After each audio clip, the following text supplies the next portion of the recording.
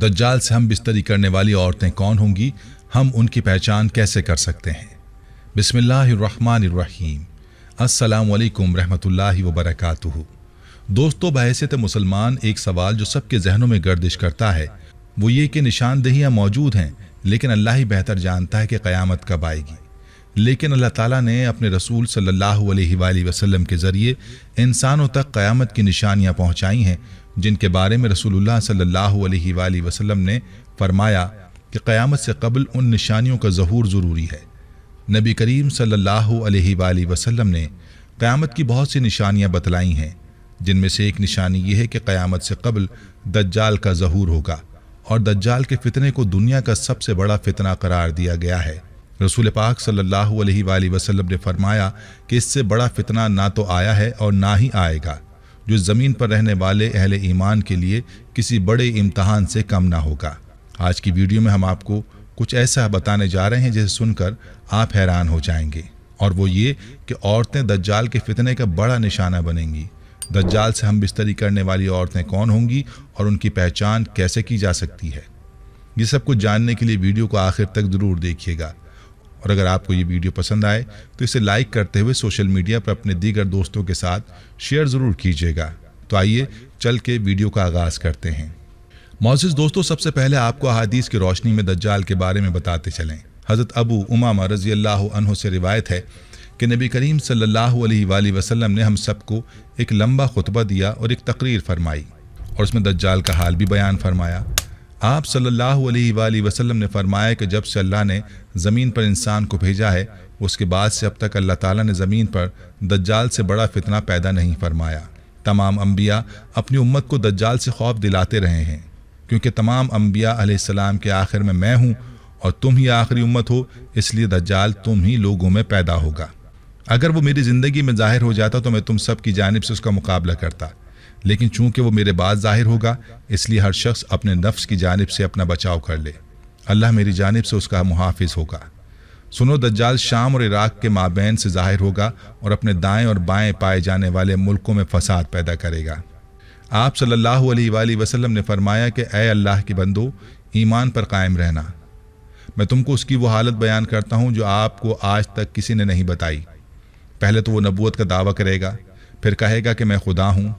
याद रखो, तुम मरने से पहले खुदा को नहीं देख सकते, तो फिर दज्जाल कैसे खुदा हुआ। आप सल्लल्लाहु अलैहि वसल्लम ने फरमाया कि दज्जाल काना होगा और तुम्हारा रब काना नहीं है, और उसकी पेशानी पर काफ फे रे लिखा होगा, जिसे हर मोमिन आलिम हो या जाहिल सब पढ़ लेंगे। दोस्तों, उसके बाद आप सल्लल्लाहु अलैहि वसल्लम ने फरमाया कि पस जब दज्जाल वीराने से गुजरेगा तो उसे हुक्म देगा कि अपने ख़जाने निकाल दो, तो ख़जाने उसकी ऐसी इत्तबा करेंगे जैसे शहद की मक्खियाँ अपने मालिक की इत्तबा करती हैं, और उसके साथ जन्नत और दोज़ख भी होंगे। लेकिन हकीकत में वो जन्नत दोज़ख होगी और दोज़ख जन्नत होगी। तो जो शख्स उसकी दोज़ख में डाला जाए तो उसे चाहिए कि वो सूरह कहफ की इब्तिदाई आयात पढ़े, तो वो दोज़ख उसके लिए एक ऐसा ही बाग बन जाएगी जैसे कि आग इब्राहिम अलैहिस्सलाम पर गुलजार हुई थी। रवायात के मुताबिक उसका एक फितना ये भी होगा कि वो एक शख्स को मार कर चीर कर दो टुकड़े कर देगा और कहेगा कि देखो, अब मैं इस बंदे को मिलाता हूँ, तो क्या उसके बाद भी तुम लोग किसी और खुदा को मानोगे। अल्लाह ताला उस दज्जाल का फितना पूरा करने के लिए उस शख्स को दोबारा जिंदा करेगा। फिर दज्जाल उससे पूछेगा कि तेरा रब कौन है, तो वो कहेगा कि मेरा रब अल्लाह है और तू खुदा का दुश्मन है। खुदा की कसम, अब तो मुझे तेरे दज्जाल होने का पूरा यकीन हो गया है। दज्जाल का एक फितना ये भी होगा कि दज्जाल आसमान को हुक्म देगा तो वो बारिश बरसाएगा, और दज्जाल जब ज़मीन को हुक्म देगा वो ज़मीन सब्ज़ उगाएगी, और उस रोज़ चढ़ने वाले जानवर खूब मोटे ताज़े हो जाएंगे। कोकें बरी होंगी, थन दूध से लबरेज होंगे। सिवाय मक्का मुअज़्ज़मा और मदीना मुनव्वरा के कोई खित्ता ऐसा ना होगा जहाँ दज्जाल ना पहुँचा हो। मक्का और मदीना में दाखिल होने की कोशिश करने पर फरिश्ते उसको नंगी तलवारों से रोकेंगे। दोस्तों, जहाँ तक ताल्लुक़ इस बात का कि औरतें दज्जाल के फितने का सबसे ज़्यादा शिकार होंगी, तो आपको बताते चलें कि दज्जाल कौम यहूद में से होगा, जिसकी पैरोकार औरतें और यहूदी ही होंगी, जिससे मालूम होता है कि दज्जाल के फितने का शिकार औरतें ही होंगी। कई रिवायात में आता है कि कट्टर यहूदी औरतें दज्जाल से नाजायज़ ताल्लुकात बनाने की भी कोशिश करेंगी, और उसके कड़ियल जिस्म को अपनाने के लिए उन यहूदी औरतों में जंग छिड़ जाएगी اور یہ عورتیں دجال کو اپنی جانب مائل کرنے کے لیے طرح طرح کے ہتھ کنڈے اپنائیں گی۔ دجال کے حوالے سے ایک موقع پر آپ صلی اللہ علیہ وآلہ وسلم نے فرمایا کہ وہ نوجوان مرد ہوگا جو بھاری بھرکم جسم اور سرخ رنگ کا مالک ہوگا۔ عوام میں اس کا لقب مسیح ہوگا اور وہ ایک آنکھ سے کانا ہوگا۔ اس کے بال چھوٹے اور گھنگریالے ہوں گے۔ اس کی سواری میں ایک بڑا گدھا ہوگا اور اس کا ظہور عراق و شام کے درمیان میں ہوگا، جہاں وہ رسالت کا دعویٰ کرے گا، اور اس کے بعد اصفہان چلا جائے گا جہاں اس کے ہمراہ 70,000 یہودی ہوں گے۔ وہ یہیں سے خدائی کا دعویٰ کر کے چاروں طرف فساد برپا کرے گا اور زمین کے مختلف مقامات کا گشت کر کے لوگوں سے خود کو خدا کہلوائے گا۔ خدا بندوں کی آزمائش کے لیے اس سے بڑے بڑے عجیب کام ظاہر کروائے گا، جس کی پیشانی پر کاف پھیرے لکھا ہوگا، جس کی پہچان صرف اہل ایمان ہی کر سکتے ہیں۔ اس کے پاس ایک آگ ہوگی جس کو وہ دوزخ سے تعبیر کرے گا، اور ایک باغ ہوگا جس کو وہ جنت کا نام دے گا، جو مخالفین کو آگ میں جبکہ موافقین کو جنت میں ڈالے گا۔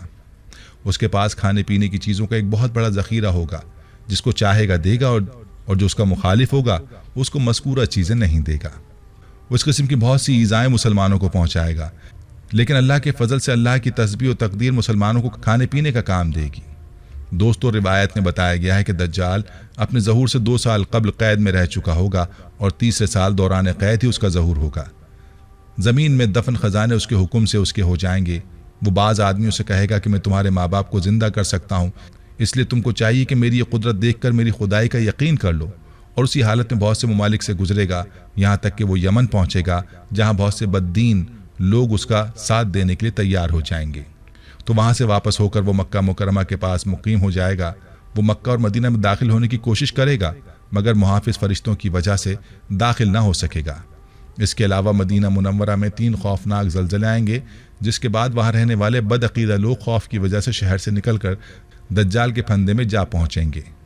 مدینہ منورہ سے دجال ملک شام کی طرف روانہ ہوگا، اور اس کے پہنچنے سے قبل امام مہدی علیہ السلام دمشق پہنچ چکے ہوں گے، اور دجال کے ساتھ جنگ کرنے کی تیاری کرنے کے لیے فوج ترتیب دیں گے۔ ایک دن لوگ نماز میں مصروف ہوں گے، اسی دوران حضرت عیسیٰ علیہ السلام 2 فرشتوں کے ساتھ دمشق کی جامع مسجد کے مشرقی مینار پر اتریں گے اور امام مہدی علیہ السلام سے ملاقات کریں گے۔ یوں حق و باطل میں خون ریز جنگ شروع ہوگی اور مسلمانوں کو فتح نصیب ہوگی۔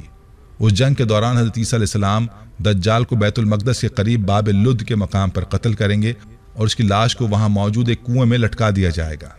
جی تو معزز دوستو، یہ تھی ہماری آج کی ویڈیو۔ ہم امید کرتے ہیں کہ آپ کو ہماری آج کی یہ ویڈیو ضرور پسند آئی ہوگی۔ اگر آپ کو ہماری آج کی یہ ویڈیو پسند آئی ہے تو آپ سے گزارش کرتے ہیں کہ آپ ہمارے چینل کو ضرور سبسکرائب کر لیں، اور ساتھ ہی لگے بیل کے بٹن کو بھی پریس کر لیں، تاکہ آپ کے پاس ہماری آنے والی مزید معلوماتی ویڈیوز کا نوٹیفیکیشن بر وقت ملتا رہے۔ سبسکرائب کے ساتھ ساتھ ہماری ویڈیوز کو لائک بھی کریں، اور اپنی قیمتی رائے کا اظہار کمنٹس میں ضرور کریں۔ کمنٹس میں آپ اپنے سوالات بھی ہم تک پہنچا سکتے ہیں۔ اللہ تعالیٰ آپ کو اپنے حفظ و امان میں رکھے، آمین۔